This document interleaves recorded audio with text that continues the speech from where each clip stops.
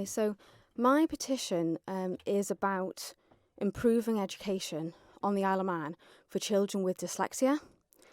At this stage, it will just be to raise the profile. At Tynwald, it will be about to raise a profile and ask for a committee of 3 to investigate matters.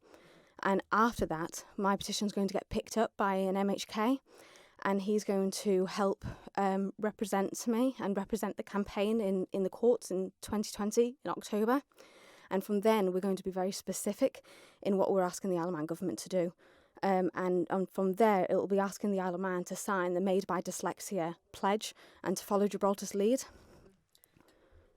So why is this petition needed? What do you think needs change? What do you think needs to change and improve in terms of education for dyslexic people on the island? Okay, so I'm doing the petition ultimately because my daughter has dyslexia, but it's no longer about her.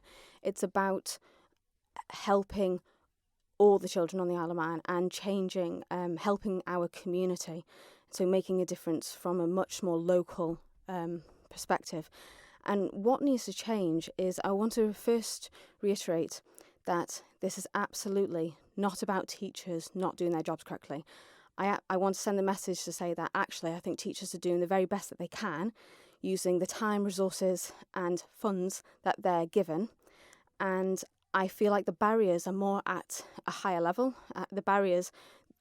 They have barriers, which means that they can't deliver teaching that is friendly for dyslexia, and that's what needs to change, and that's what this is about. And you mentioned following Gibraltar's lead. How does Gibraltar do it differently to us? So in September 2019, Gibraltar signed the Made by Dyslexia Pledge. Made by Dyslexia is a global charity, and the global charity are trying to advocate for change at a global level.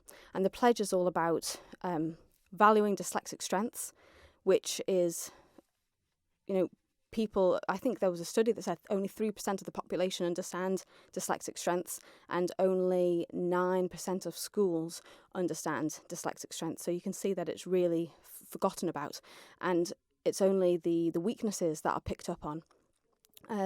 So what Gibraltar are doing, for example, the slight changes that they've made, it's actually the drastic changes they've made.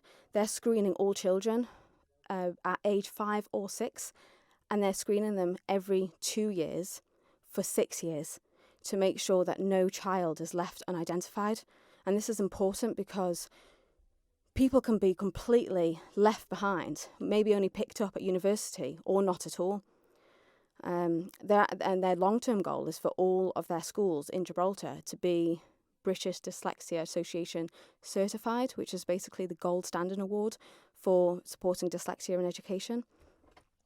I think you're so right when you talk about people focusing on dyslexia weaknesses and not dyslexia strengths. So coming from a sort of layman's point of view, what are some dyslexia strengths that people aren't aware of? So the strengths that dyslexia are aware of would be creativity, it would be connecting with others, it can be imagination, it can be communicating, it's thinking big and seeing the bigger picture, less so about the detail but more about the bigger picture. It can actually be their drive to have a dream and to make it happen. Perseverance, because it's their norm to have to work extremely hard. If they're supported, then actually they have so much drive, determination and perseverance, and I think I have that. I can vouch for you with that. So how has your petition been received by government so far? At this stage, it's gone as well as it could have. I'm absolutely so pleased with the response so far. I've got an MHK supporting me. I've got the clerk of Tynwald seemed impressed with what I was doing, and he was pleased, and he was the one that was encouraging me to keep going and get as much awareness out there as possible. And I am now relying on the public to get behind me, because if I can get the public behind me, then I feel like that will make a huge difference. And how has the public responded so far? So talking about sort of general public, but also people who dyslexia directly affects in one way or another. How have people responded to your petition? I think favourably. I've had a lot of positive feedback from it. I think when I last checked, which I had 400 people sign my petition, and I only put it up late Friday evening. But I'm conscious that signatures can slow down. You need to keep getting it out there. So that's what I'm going to try and do.